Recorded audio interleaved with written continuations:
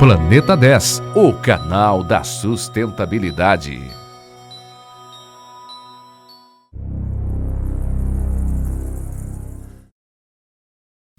Olá, seja bem-vindo ao Planeta 10. As cidades do Brasil buscam a cada dia soluções em mobilidade urbana.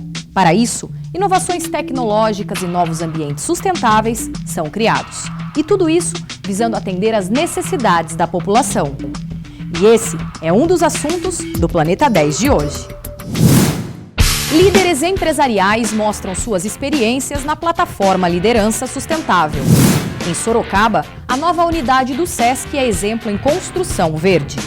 Soluções ecoeficientes em produtos e serviços sustentáveis foram apresentados durante a Ecobusiness realizada na capital São Paulo. Planeta 10 inova com transmissões ao vivo de eventos focados na sustentabilidade. No quadro Planeta 10 Entrevista, vamos conhecer o presidente da BASF Brasil, Eduardo Leduc. As possíveis soluções para a mobilidade urbana com os veículos elétricos. Veja ainda a mobilização no setor florestal no estado de Rondônia. Fórum Brasil-Europa aborda questões como o crescente fluxo migratório entre os países. Empresa de tecnologia localizada no interior do estado de São Paulo apresenta práticas sustentáveis. Veja também uma reportagem especial sobre a biodiversidade na América Latina. Siga o Planeta 10 no Twitter e curta a nossa página no Facebook. Seja bem-vindo ao Planeta 10, o canal oficial de sustentabilidade na TV.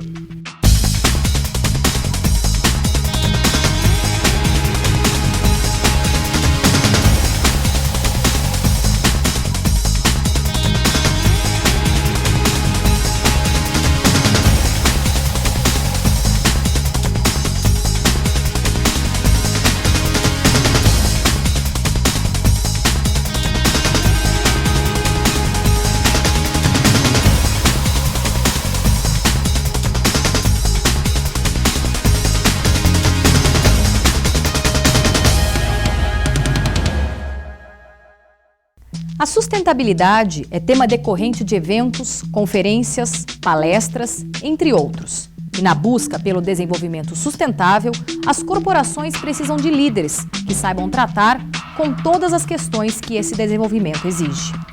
Para conhecer como exemplo na liderança de grandes empresas, a plataforma de liderança sustentável convidou 10 líderes de organizações que têm se destacado no tema.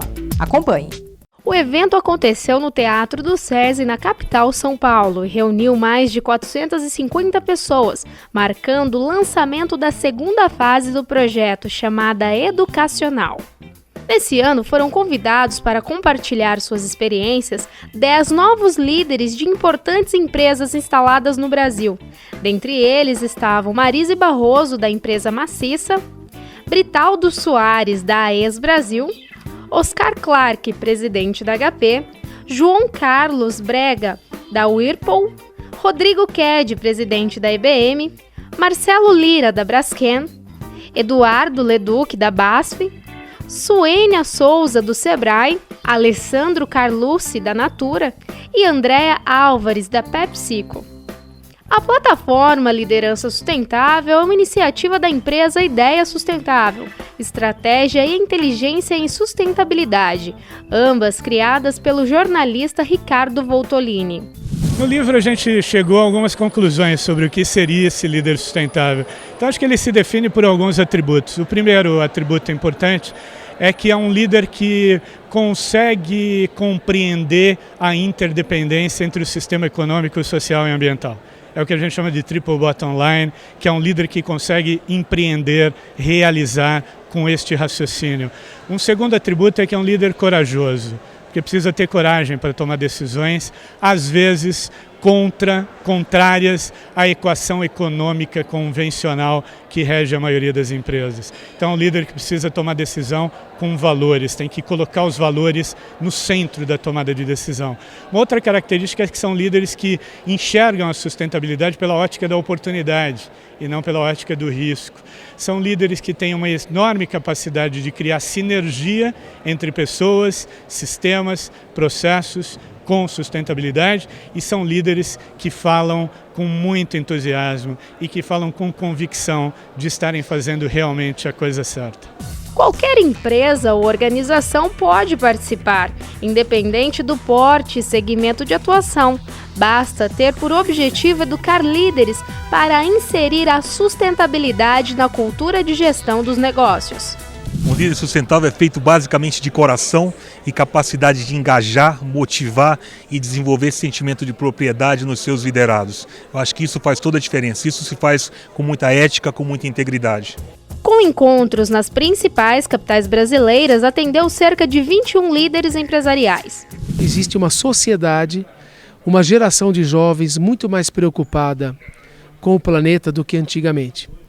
E quando a gente olha esses 3 pilares, econômico, sócio e ambiental, e a gente consegue mostrar que pela pesquisa, pela inovação e pela própria química, a gente consegue equilibrar os 3 pilares, a gente consegue falar uma linguagem que o jovem entende. O jovem é plugado, o jovem é plugado em tecnologia, o jovem é conectado. Não dá para falar em sustentabilidade sem entender que o planeta está conectado. E quando a gente fala em tecnologia, a tecnologia está na agricultura, ela está nos alimentos, ela está na telecomunicação, ela está nos automóveis. E como o foco da plataforma Liderança Sustentável é impactar jovens líderes de negócios a partir das histórias inspiradoras daqueles que já são referência. Foi uma combinação de 3 fatores, né? O primeiro fator, um pouquinho pessoalmente, um pouquinho da formação de base, né? Uma história de meu pai, um cara assim com a tendência, vamos dizer, mais de esquerda, de socialista, né? Com um foco muito no servir, né? No bem comum, né? De sempre produzir no que a gente faz o bem comum. Esse é um ponto. Segundo ponto, eu estava entrando na Braskem, na organização, então com muito pouco conhecimento técnico do que significava aquele negócio, né? Então eu chamei isso de ignorância técnica, né? Terceiro ponto, o senso de oportunidade, né? Além das inovações na produção de biopolímeros, segundo outro líder convidado na noite, o Brasil também se destaca na área de agricultura. O Brasil dobrou a produtividade por área plantada nos últimos 20 anos. O Brasil é exemplo de sustentabilidade na agricultura para o resto do mundo, onde você conseguiu aumentar em 20% a área plantada e dobrar a produção de alimentos nesta área. Ou seja, isso foi possível pela inovação.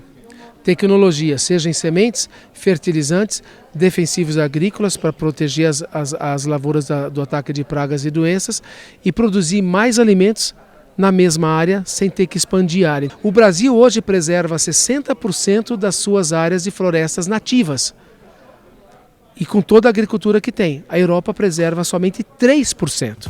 Em 2011, a plataforma Liderança Sustentável transmitiu sua mensagem a mais de 3 milhões de pessoas no Brasil, Canadá, na França e em Portugal. O lançamento da segunda etapa da plataforma Liderança Sustentável reuniu mais de 450 pessoas no Teatro SESI, na capital paulista. De São Paulo para o interior, veja como foi a inauguração da nova unidade do SESC na cidade de Sorocaba. Uma construção sustentável. Assim foi inaugurado o novo SESC da cidade de Sorocaba, localizada no interior do estado de São Paulo. A nova unidade foi construída a partir de um projeto inovador, focado nas questões voltadas à temática desenvolvimento sustentável e que serve de exemplo. Bem, nós vivemos um mundo onde o meio ambiente e a sustentabilidade é importante.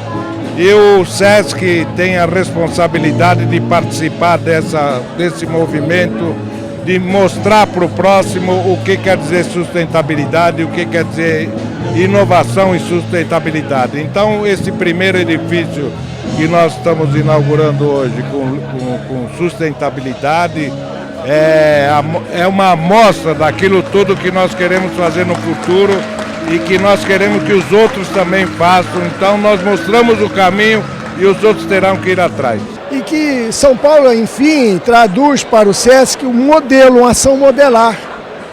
E eu sempre que venho aqui, eu fico mais inspirado com a surpresa que nos prestam de inovações e criatividade.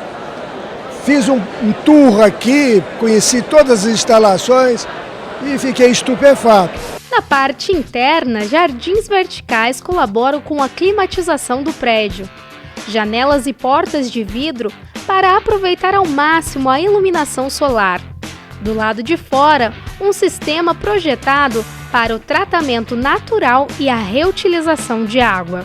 Essa unidade, ela tem, então, nós reaproveitamos a água de chuva para fazer a irrigação, para as bacias sanitárias, para as torneiras de lavagem e para os mictórios. Nessa unidade é tratada naturalmente. Nós temos um conjunto de piscinas, onde a água vai passando por plantas e peixes e existe esse tratamento natural. Essa é uma grande inovação. Uma outra inovação desse projeto são as paredes verdes. Nós temos uma meta, nós temos que ter pedimos para que a unidade, pelo menos 25% da área total do prédio seja paisagismo. Nós não tínhamos essa condição aqui no solo, então fomos fazer as paredes verdes. Fizemos um ar-condicionado natural no nível de baixo. O conforto das paredes é uma coisa fantástica, né? A gente abaixa ali a temperatura 5, 6 graus. Todo esse conceito avançado de aproveitamento da água, de ventilação adequada, de iluminação adequada, respeitosa e material utilizado também adequado, enfim. É uma unidade que ganha esse certificado LEED, que é um certificado dado aos prédios verdes, e nos honra muito. Nós pretendemos agora ter somente esse tipo de obra e construção no SESC. O SESC Sorocaba traz uma programação, traz ideias, traz propostas, traz ideias também do ponto de vista educativo, do ponto de vista cultural, do ponto de vista comportamental, do ponto de vista da convivência humana, do ponto de vista do trabalho com idosos, com crianças. Então, para nós é um momento muito especial poder realizar esse momento aqui de celebração de uma nova unidade do SESC. A concepção arquitetônica partiu do conceito de concentração dos espaços pelas atividades, respeitando as características do terreno, o meio ambiente e as necessidades das programações do SESC. Foram concebidos 3 blocos interligados por acessos e por uma passarela estaiada. O projeto arquitetônico, ele é uma coisa integrada, entende? Ele não é um projeto que assim, vamos prestar atenção nisso, naquilo, no socioambiental, na sustentabilidade. Na cabeça do arquiteto, tudo já vem só junto, entende? Eu trato de sustentabilidade desde que eu me formei, só que agora está na moda. Sustentabilidade é assim, colocar brise solar no prédio para proteger da sombra, é colocar áreas sombreadas, são uma série de assuntos. Então, não é novidade nenhuma. Para nós isso é coisa do dia a dia, entendeu? Então isso foi pensado como nós pensamos todos os nossos projetos já faz 40 anos. Em meio a canções, brincadeiras, apresentações culturais e muita música para recepcionar o público, foi inaugurada a nova unidade do SESC.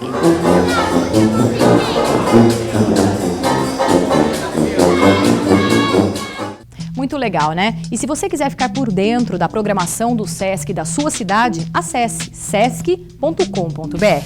Daqui a pouco, vamos até São Paulo, onde foi realizado o 8º Salão de Veículos Elétricos. Mas antes, já no próximo bloco, São Paulo recebe o 5º Congresso e Feira de Soluções Ecoeficientes. E mais, Planeta 10 inova com transmissão ao vivo de eventos via internet.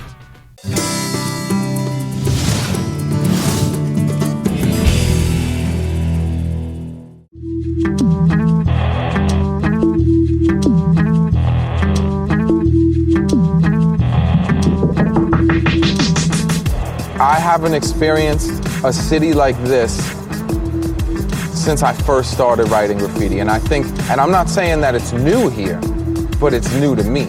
The scene itself here is just autonomous. I think it's like it's affected by what goes on in the world, but simultaneously it's not. And I think what's going on with the dialogue between people here themselves, it's on. O grafite ele não fica limitado a uma coisa só, né? É muito mais amplo, muito mais democrático, vamos dizer assim. E mesmo assim as pessoas ainda conseguem apontar críticas. A arte não, se você rotula uma coisa como arte, as pessoas já entendem melhor e acaba acatando a sua ideia porque é arte.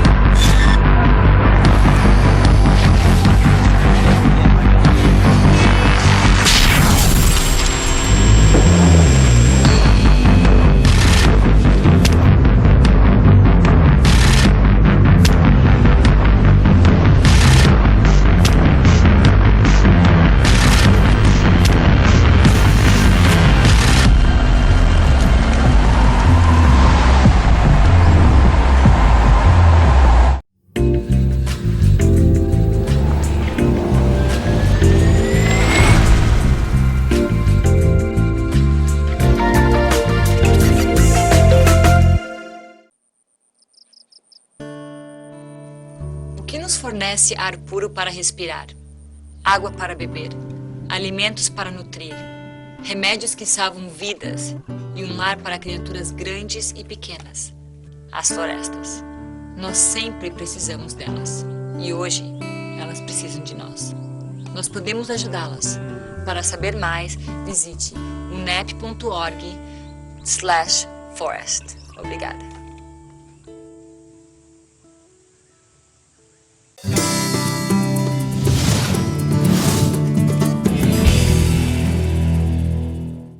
As inovações tecnológicas aliadas ao desenvolvimento sustentável se tornam cada vez mais importantes. E para mostrar algumas dessas inovações, a cidade de São Paulo foi palco do 5º Congresso e Feira Internacional de Soluções Ecoeficientes, a Ecobusiness. O evento contou com a participação de mais de 20 expositores, empresas focadas em oferecer produtos e serviços sustentáveis. Junto com a feira foram realizadas palestras com representantes de grandes empresas, instituições de ensino e organizações não governamentais. A gente atingiu o nosso objetivo de conseguir realmente coordenar bom conteúdo para a educação do executivo, a educação do novo ou do futuro, dos futuros líderes das áreas de sustentabilidade e marketing das empresas. Foram em torno de 38 palestras, tivemos grandes empresas, médias empresas, especialistas, exemplos como Procter & Gamble, Natura, Diageo, PepsiCo, 3M, BASF, Dow. As expectativas foram atingidas, a gente está muito contente, o volume de negócio muito bom, todos os expositores estão muito satisfeitos. A gente espera o ano que vem crescer mais de 50% com o volume de expositores e esperamos ter vocês junto com a gente também. Os temas do Congresso geraram em torno do novo perfil do consumidor brasileiro, da atuação das empresas frente a essa realidade e das ações futuras para melhorar as cidades. Essas empresas começam a conviver com uma nova sociedade. O Brasil hoje já tem uma classe média enorme. Além de aumentar o consumo, que é um impacto significativo, ela tem um novo perfil de consumo. Tá? Então, quando você começa a trazer inovações reversas, produtos que são desenvolvidos aqui e que vão impactar o produto nos Estados Unidos. Ao longo desses 5 anos, a Ecobusiness tem se consolidado como um importante meio de troca de conhecimento e práticas na área de sustentabilidade. Um dos exemplos é a ducha ecológica de praia, lagos ou represas da Refresh Brasil. E o que faz a ducha ecológica Refresh Brasil? Ela num movimento manual, sem usar motor elétrico, sem usar motor a combustível, numa operação manual que se assemelha a uma seringa de injeção. Você levanta um êmbolo, é criado um vácuo dentro de um cilindro e ela capta a água através de um filtro dessa cunha salina. Essa água sobe já filtrada, passa por uma primeira cloração dentro desse cilindro, acumula 2 litros de água A hora que você abaixa o êmbolo, ela passa por uma segunda cloração ainda dentro do cilindro e antes de atingir o seu corpo, ela ainda pode opcionalmente passar por um filtro de carvão ativado, caso na areia haja algum tipo de odor. Outro exemplo inovador e ecológico é a caneta biodegradável de fonte renovável, da Ecobio. Uma caneta comum, produzida a partir do plástico derivado do petróleo, demora cerca de 100 anos para se decompor. Já a caneta da Ecobio, por ser feita a partir de uma resina vegetal, leva aproximadamente 180 dias para se degradar. A caneta biodegradável de fonte renovável, ela é feita do amido do milho, nesse caso em especial é feita do amido do milho, mas pode ser também da mandioca, da beterraba, da palha do arroz, vegetal. Ela, em condições ideais de umidade e calor, ela até 180 dias ela já entra em decomposição, vira humus, não agride o meio ambiente e não gera lixo. As novas formas de consumo levam as empresas a melhorar seus processos produtivos e de relacionamento com o público. Por outro lado, o que se observa é uma nova tendência de consumo, o colaborativo. Esse é o caso do serviço Caronetas, Caronas Inteligentes, idealizado por Márcio Nigro. Esse é o princípio do Caronetas. O Caronetas é uma ferramenta que foi criada justamente para tratar a mobilidade urbana dos grandes centros de uma forma inteligente e segura. Por que segura? Porque ele parte do princípio que a pessoa ela vai estar atrelada a uma empresa que está patrocinando o e-mail corporativo dela.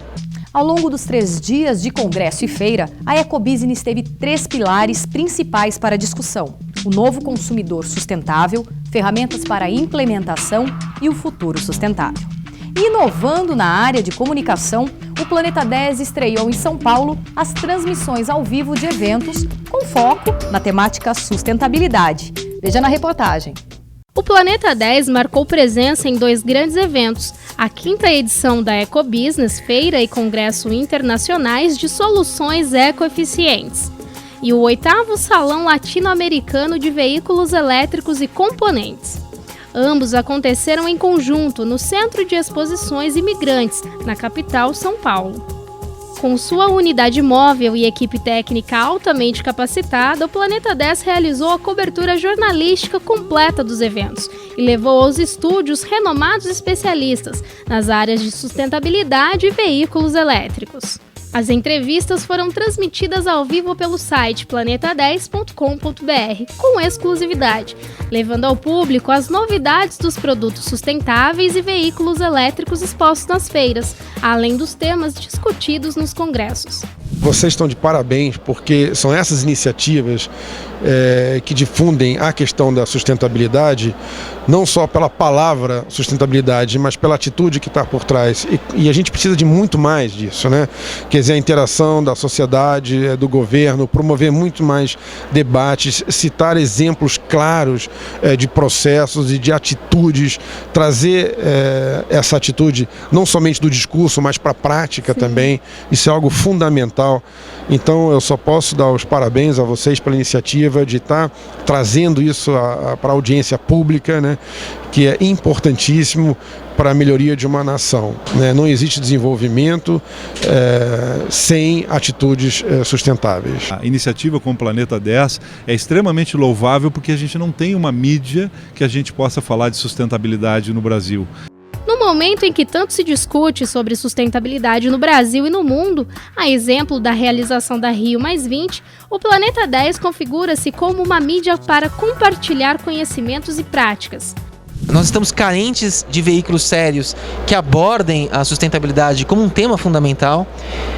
A gente vivencia vários greenwashing, né? Quer dizer, a pessoa diz que é verde, mas quando você bate na porta e pergunta o que ela fez, ela às vezes nem colocou lixinho, né? Isso acontece em várias empresas.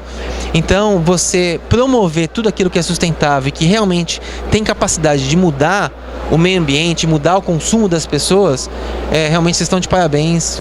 A parceria entre o Planeta 10 e os realizadores da 5ª edição da Ecobusiness e do 8º Salão Latino-Americano de Veículos Elétricos foi destaque, já que ambos foram transmitidos ao vivo pela primeira vez. O ano que vem todo o conteúdo vai ser co-criado os palestrantes que estão... Vocês vão abrir oportunidade para as pessoas sugerirem palestrantes? Temas, palestrantes, né? E não só temas de palestrantes, a gente quer ter concursos de projetos sustentáveis, a gente quer envolver mais a universidade e usar muito a internet como comunicação, né? A gente entende que esse é o canal, né? A TV aberta, a TV fechada tem um papel fundamental, mas quem se mobiliza, quem está conectado, a internet hoje realmente é um canal mobilizador de mudança de um país, de um mundo que está, se não mudar, tem uma tendência muito próxima da falência. Então a gente acredita muito e ficou muito feliz com a participação de vocês aqui no evento. É assim que o Planeta 10 inova e apresenta-se como um meio de comunicação integrado entre o canal na TV e o canal na internet, e as transmissões ao vivo de grandes eventos na área de sustentabilidade em todo o Brasil.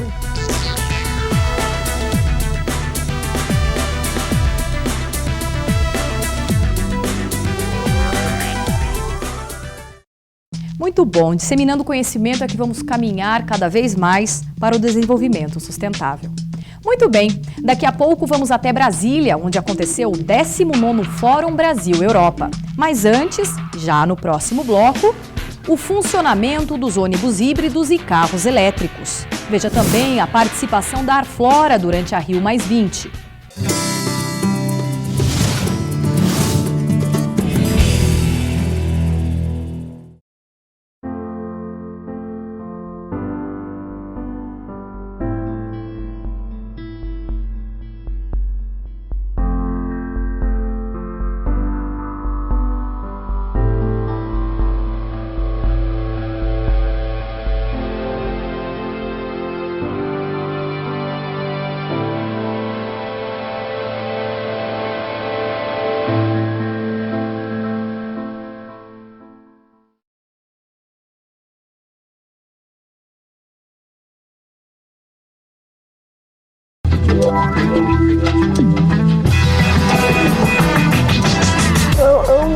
Eu não entendo esse título, fine art, arte fina. Não sei, eu não entendo. Não entendo. So two different things, graffiti and fine art. It's not one thing. You cannot say it's one thing, graffiti, fine art. I don't think so.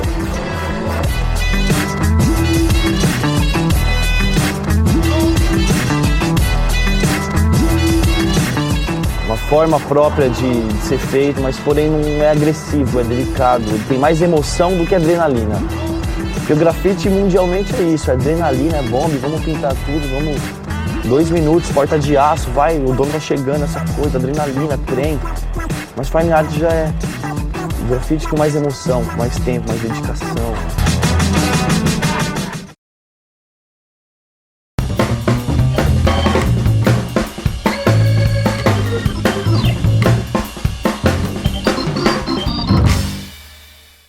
Conosco, Eduardo Leduc, vice-presidente da Unidade de Proteção de Cultivos, né, e de Sustentabilidade da BASF. Nós vamos conversar aqui, é claro, sobre o nosso tema sustentabilidade. Não é? A responsabilidade da indústria química quanto ao tema sustentabilidade. Qual é, Eduardo? Hermano, em primeiro lugar, muito obrigado por esta oportunidade. Quando a gente imagina uma empresa com mais de 140 anos de existência no mundo, mais de 100 anos de existência no Brasil, e uma empresa cujo direcionador, cuja inovação é toda em base da química, você imagina o quanto nós aprendemos, e para estarmos aqui hoje com mais de 140 anos de existência, o quanto o tema responsabilidade foi importante para ela chegar até hoje. Hoje, quando a gente olha com toda a história que tem a BASF, e quando a gente olha a nossa estratégia, que a gente já escreve a nossa estratégia 2025, né, desenvolver soluções sustentáveis é um dos 4 pilares estratégicos da empresa. Ou seja, sustentabilidade sempre esteve no nosso DNA, estamos aqui até hoje, somos o maior complexo químico e maior empresa química do mundo, e temos a nossa visão claramente sustentabilidade como um pilar. A sustentabilidade da nossa empresa e a sustentabilidade do nosso cliente. E quando a gente coloca a sustentabilidade como uma missão, uma visão da empresa e do cliente, ela automaticamente se permeia por toda a organização.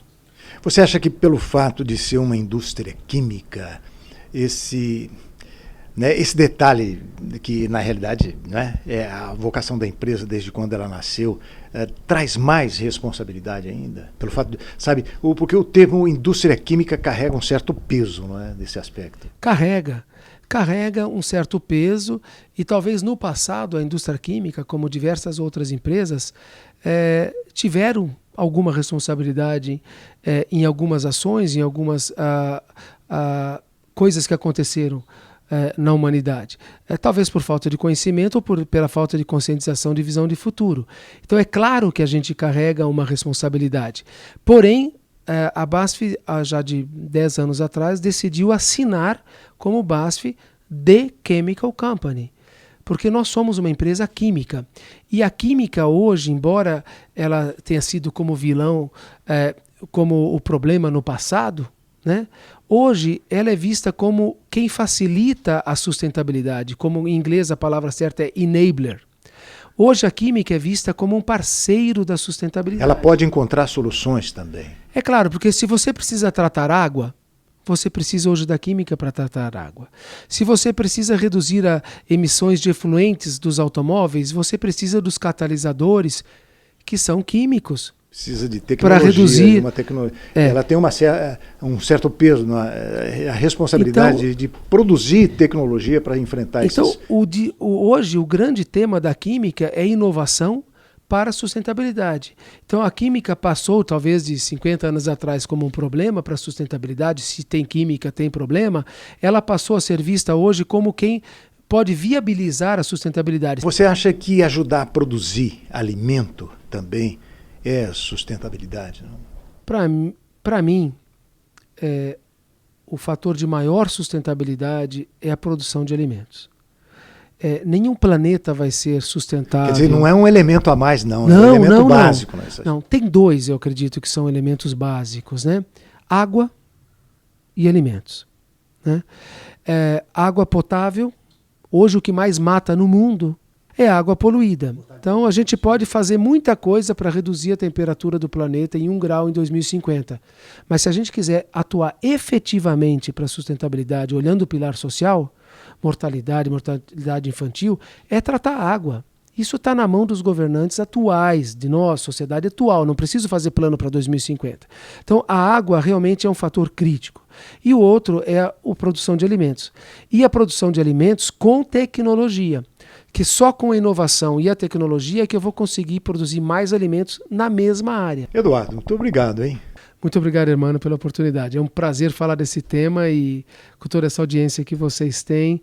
E é um tema realmente que não é moda, né, diferente de outros. Eu gostaria de salientar isso para finalizar. Isso é a prova disso, né? Que há quanto tempo já... Embora o termo sustentabilidade seja uma coisa... É que ele foi passando, né? Responsabilidade social, responsabilidade ambiental, reduções de emissões, qualidade total. Cada década foi evoluindo. Quando se juntou todas essas questões da responsabilidade, se criou o tema sustentabilidade, equilibrando os 3 pilares. Você era muito sustentável na parte ambiental, mas levava prejuízo econômico, então não era sustentável. Levou um tempo para a indústria, para a sociedade entender isso. Então é muito bacana a gente poder falar sobre isso, equilibrar os pilares e levar para as pessoas, para os ouvintes, a questão de uma forma racional. Isso dá muito orgulho para a gente que trabalha no setor. Obrigado. Nós terminamos aqui a nossa conversa com o Eduardo Leduc, vice-presidente de Proteção de Cultivos e Sustentabilidade da BASF. Muito obrigado, Eduardo.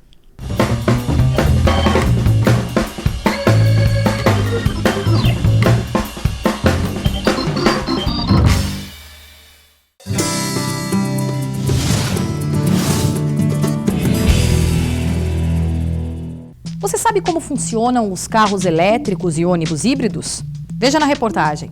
As novidades sobre os carros e demais meios de transportes elétricos e híbridos foram apresentadas no 8º Salão Latino-Americano de Veículos Elétricos e Componentes. Realizado em conjunto com a Ecobusiness no Centro de Exposições Imigrantes em São Paulo, além da exposição dos modelos, foi realizado um congresso com a participação de diversos especialistas dos 3 setores da sociedade, que abordaram temas como mobilidade urbana, transporte coletivo, perspectiva dos fabricantes de veículos, eficiência e emissões. Quanto à diferença da tecnologia híbrida e elétrica, um dos especialistas comenta.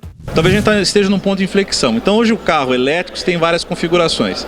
Começa no carro híbrido, que não é completamente elétrico. Ele tem um motor de combustão que gera energia e usa essa energia para movimentar o veículo. Você tem hoje, já existe carro 100% elétrico. Então você carrega o carro é carregado com energia numa bateria, tá? E aí o carro anda quando tiver energia nessa bateria com motores elétricos, que pode ser um motor central ou um motor em cada roda. Além das questões tecnológicas e ambientais, o Congresso tratou dos desafios do veículo elétrico no Brasil. O veículo elétrico já existe no mundo inteiro, ele está presente no mundo inteiro, já é uma realidade, nós temos uma gama de veículos sendo produzidos em massa, não temos protótipo, muita gente pensa que é protótipo.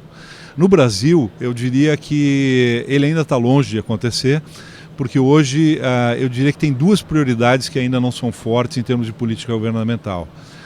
Nós não temos uma preocupação, como existe em outros lugares, de emissões tão fortes que só o veículo elétrico consegue suprir, né? E temos o ponto também de que a gente privilegia bastante o etanol ainda no Brasil, né? O Brasil, de uma certa forma, ele está engatinhando ainda na questão de mobilidade sustentável. Nós já evoluímos um pouco, mas falta ainda uma grande evolução para se atingir parâmetros ou níveis comparáveis àqueles que se utilizam hoje, por exemplo, em alguns países na Europa ou nos Estados Unidos, né, que já tem programas também por parte do governo de subsídio à produção e a incentivar aqueles que produzem carros mais sustentáveis. Embora o Brasil tenha que investir mais nesse mercado, já existem alguns avanços. É o caso do projeto Veículo Elétrico, feito em parceria entre a Itaipu e a Fiat e outras empresas de tecnologia e pesquisa do Brasil e exterior. O veículo elétrico, apesar de parecer uma coisa do futuro, é já hoje uma realidade presente. Dentro desse projeto nós construímos 50 carros que rodam nas ruas normalmente pelo Brasil, em várias cidades. São carros já homologados, já deliberados para rodarem seguindo todos os padrões de segurança que o Brasil exige. Com relação aos modelos híbridos, alguns tiveram destaque no 8º Salão Latino-Americano de Veículos Elétricos, como o Prius da Toyota e o ônibus elétrico híbrido desenvolvido pela Eletra, em parceria com a Itaipu e outras empresas. A Toyota vê a tecnologia híbrida como a tecnologia do presente e do futuro. Então hoje a gente está mostrando o Prius, que tem um motor elétrico e um motor a gasolina. Ele representa um ganho de eficiência energética em relação ao carro normal, ao carro somente a combustão, e, é claro, uma emissão muito menor de poluentes na natureza. Então ele tem o ganho eficiência e o ganho ambiental. Esse é um dos modelos mais comercializados no mundo, com mais de 3 milhões vendidos. A tecnologia usada em híbridos ou elétricos já está testada e aprovada. O que falta agora é o apoio do governo. Muito bom, né? E os especialistas fazem um alerta. A atenção com a autonomia dos carros elétricos deve ser redobrada, já que a duração da bateria está diretamente ligada à quilometragem rodada. De São Paulo ao Rio de Janeiro, veja como foi a participação da Arflora, Associação dos Produtores e Consumidores de Floresta Plantadas, durante a Rio+20.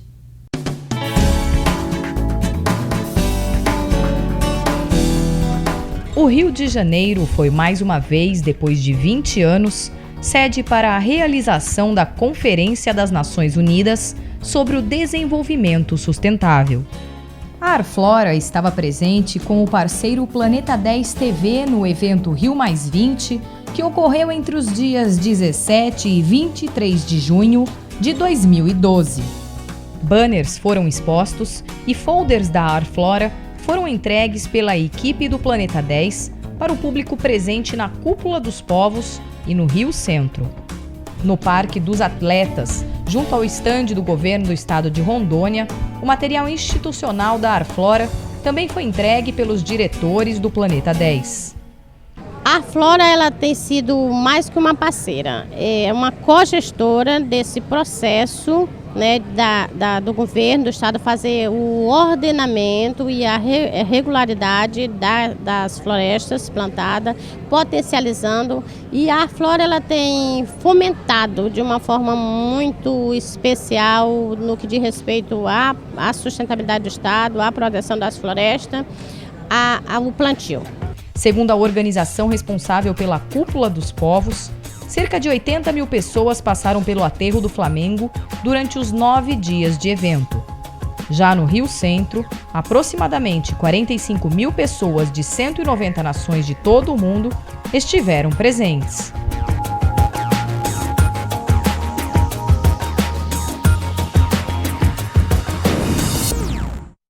Que bacana, né? O plantio de árvores ganhando forças no estado de Rondônia. No próximo bloco, 19º Fórum Brasil-Europa coloca em discussão o crescente fluxo migratório entre Europa e Brasil. E ainda, a reutilização de água e coleta seletiva em uma multinacional de tecnologia. Veja também uma reportagem especial sobre a biodiversidade na América Latina.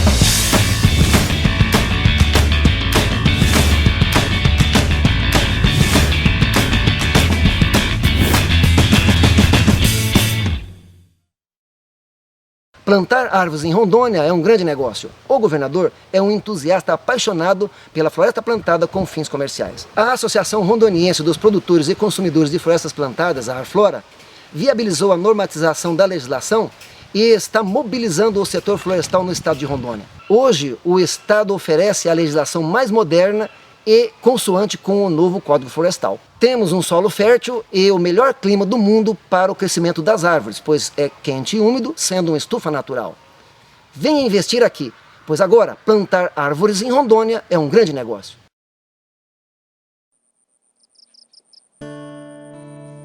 O que nos fornece ar puro para respirar, água para beber, alimentos para nutrir, remédios que salvam vidas e um lar para criaturas grandes e pequenas?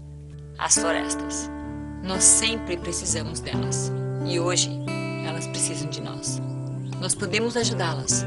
Para saber mais, visite unep.org/forest. Obrigada.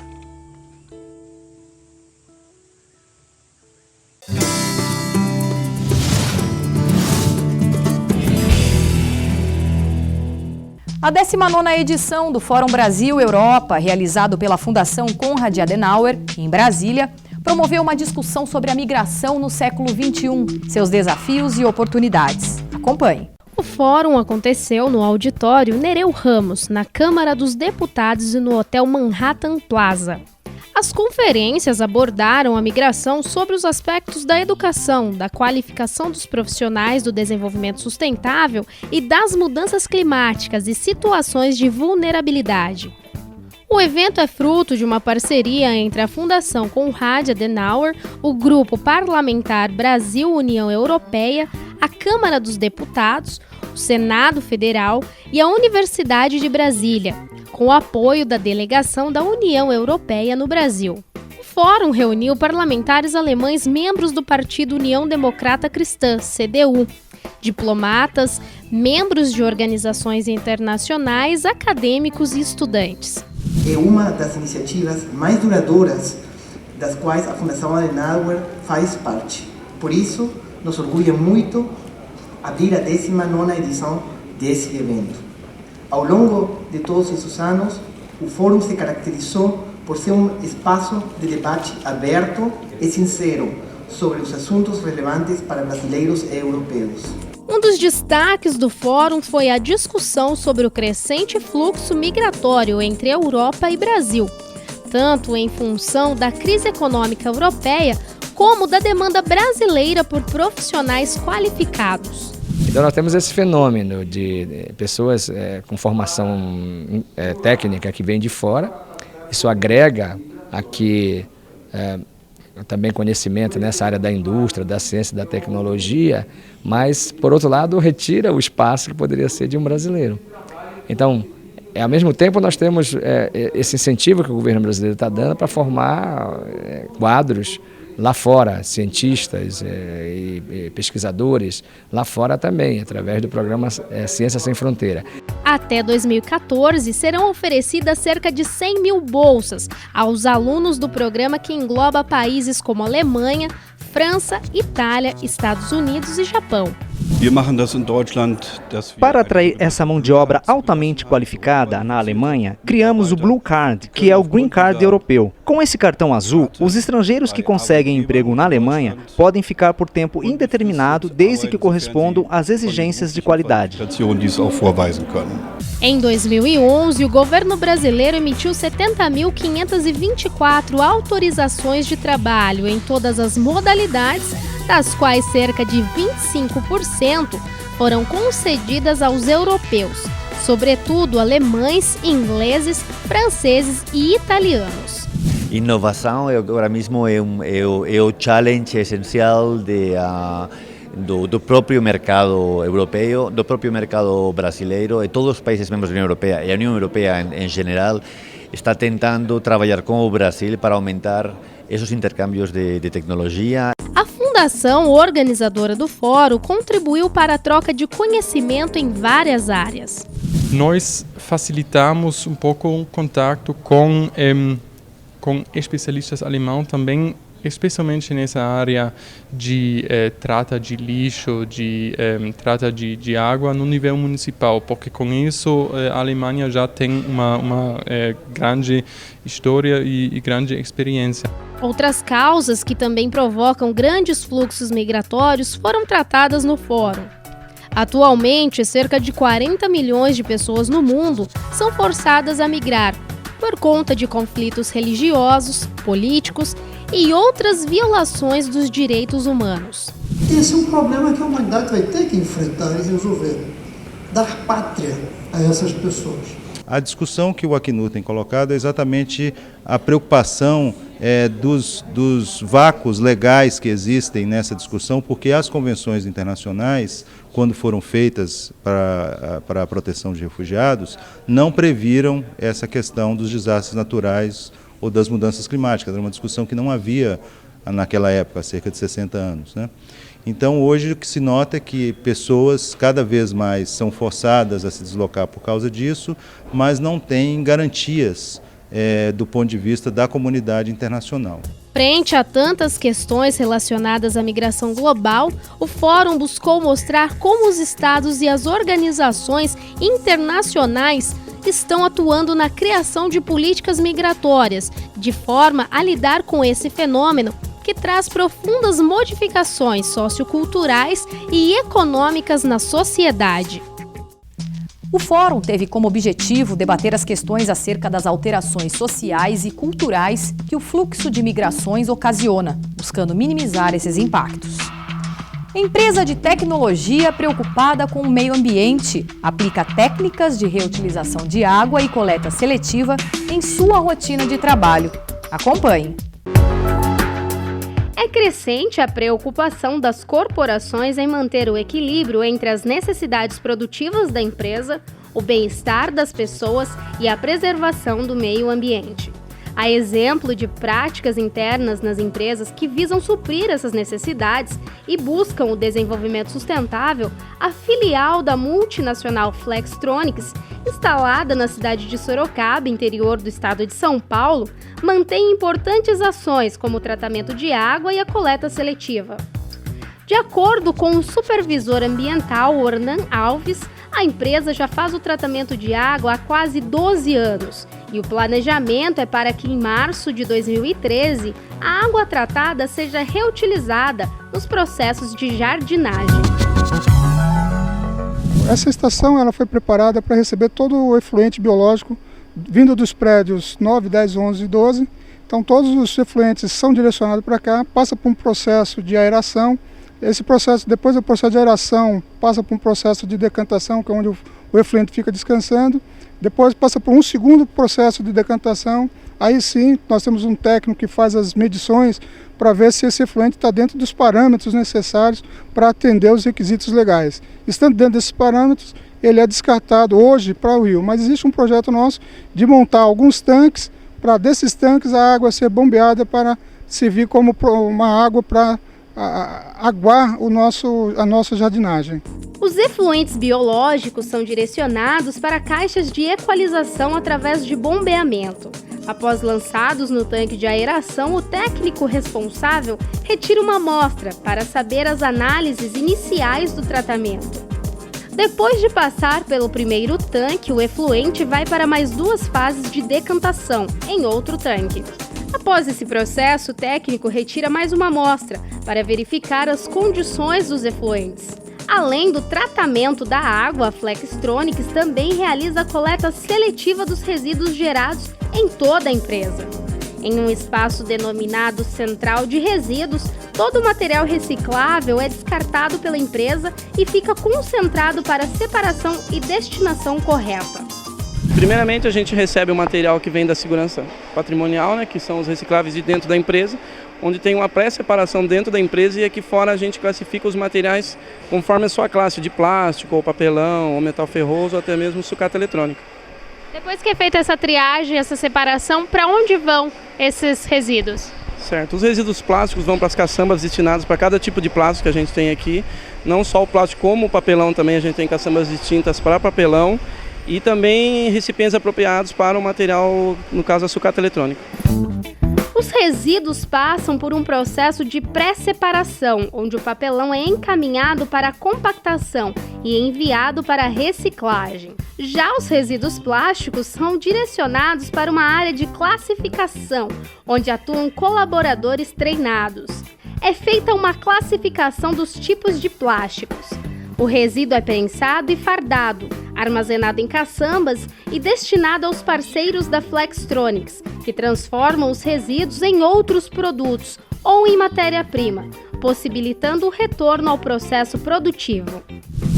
E além da reutilização de água, como a gente viu nas estações de tratamento lá embaixo, a Flextronics realiza o trabalho de reutilização dos materiais, os resíduos sólidos. Aqui é uma tampa de impressora com defeito, ela foi destruída e agora ela vai para a reciclagem. Nós estamos se aproximando das escolas, mostrando a importância do meio ambiente, porque a parte ambiental da Flex ela tem a preocupação de fazer o equilíbrio entre o processo produtivo, a convivência das pessoas e o meio ambiente, fazendo com que isso tenha uma harmonia no seu todo. Vamos colocar o ser humano, a biodiversidade, a reutilização, tudo isso. Todos eles trabalhando de uma forma que ninguém fique em desequilíbrio, muito menos o meio ambiente.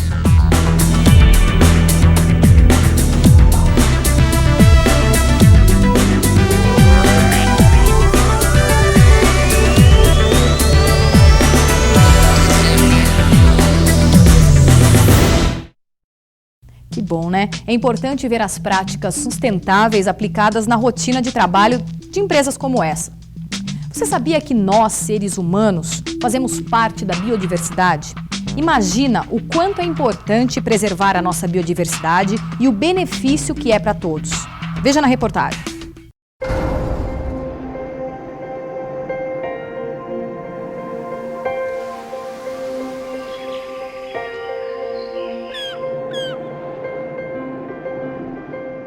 América Latina representa solamente el 16% de la superficie continental del planeta.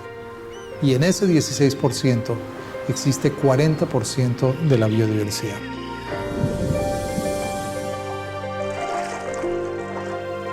Latin America has been referred to as the biodiversity superpower, and it is.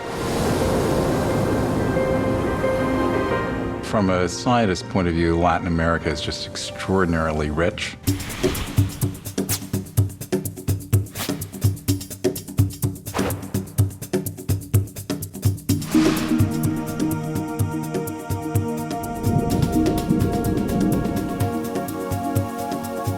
Se trata de ver cómo tomamos productos y servicios ambientales de esta biodiversidad y los desarrollamos para poder generar desarrollo económico para nuestros países.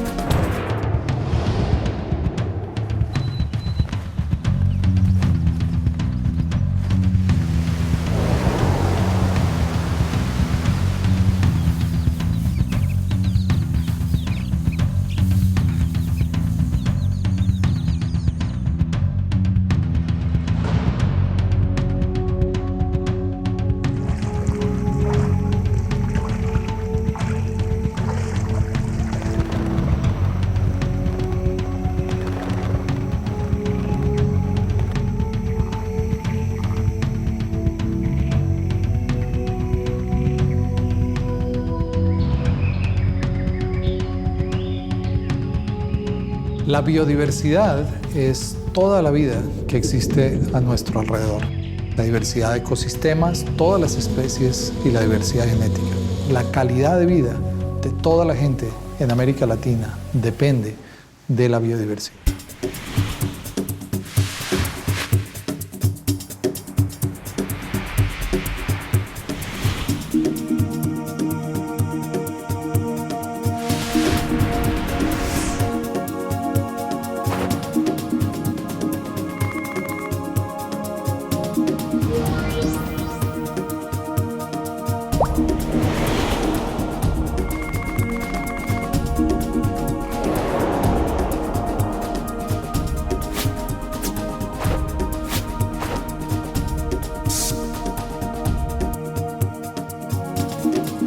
I think what it really comes down to is if business practices aren't sustainable, they're not going to last very long. El modelo de desarrollo que se ha impuesto en América Latina es un modelo extractivo. Afortunadamente existen muy buenos ejemplos en América Latina. Sabemos que podemos usar nuevas técnicas no solamente para conservar, sino para aprovechar la ventaja comparativa que tenemos.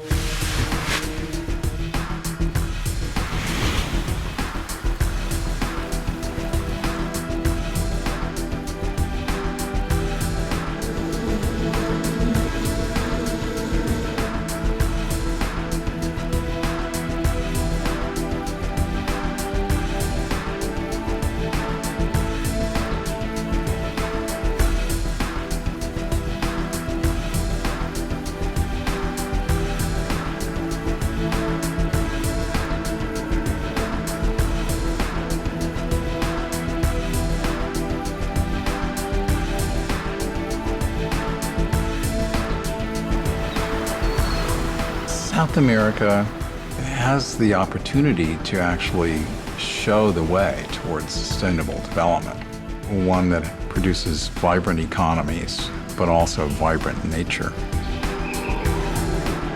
Río +20 es una oportunidad en la que podemos unirnos todos para plantear un nuevo modelo de desarrollo hacia el futuro.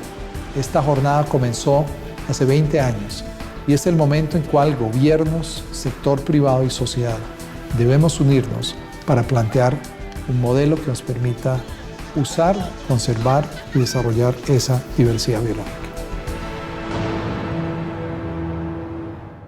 Que bacana, né? É importante o cuidado com o meio ambiente e a biodiversidade. Afinal, fazemos parte dela. Muito bem, gente. Chegamos ao final do Planeta 10 de hoje. Lembrando que as reportagens que foram ao ar já estão no site planeta10.com.br. Até o próximo programa e eu espero você!